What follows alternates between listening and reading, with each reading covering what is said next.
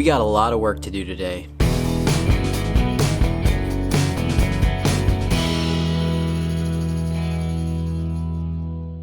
The fortunate part about getting a new shed is that obviously we're going to have a lot more space. I'll have a lot more space for my lawn stuff.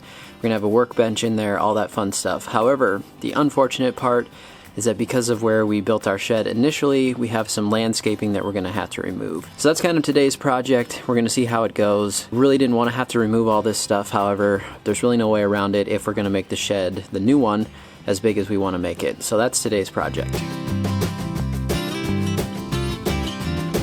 First off, the shed, our old shed, is actually completely emptied out now. You can probably hear the echo in here. There's actually a lot of stuff in there, as I mentioned in my last video. You don't really realize how much stuff you can fit even into an 8x10. So if you're kind of looking at sheds, just think how much stuff you can fit in here. I want to show you this wall first, and it's going to be pretty interesting to see whether we can actually get this thing moved. So I don't know if you'll be able to tell in the video there, but you can kind of see how big of a bow there is in that wall. And I'm not sure what's going to happen with that in terms of when we try to move this thing, but we have a pretty extreme climate here when it comes to temperatures because we're all the way up well over 100 degrees inside the shed during the summertime for sure, and then during the winter time we can get as low as 15 below actual temperature, 30 below wind chill and all that stuff. So the temperatures are pretty extreme, and for this to withstand it, that's kind of what happens. There's a lot of warping and things that goes on here in our particular climate. So what's going to happen with moving that thing, I really don't know. We will soon find out.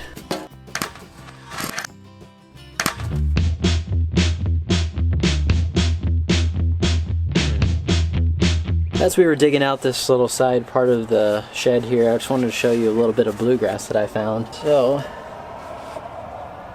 look at that. It's crazy.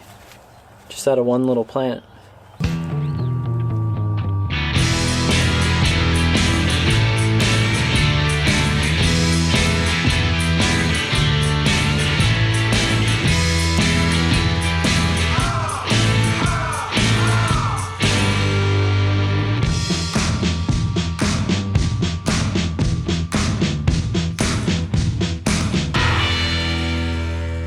Pretty much all the rock is out of there now. It wasn't really as bad as I thought it was going to be, honestly.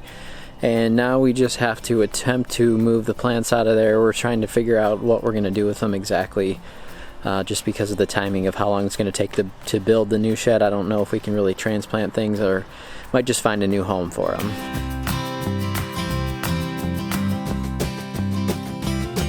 We are keeping all of the rock that we took out just to use it later on, so we'll pretty much just be recycling that back into our landscaping once we get that finished. So that's just going to be kind of piled up for now, but we will be using that part again.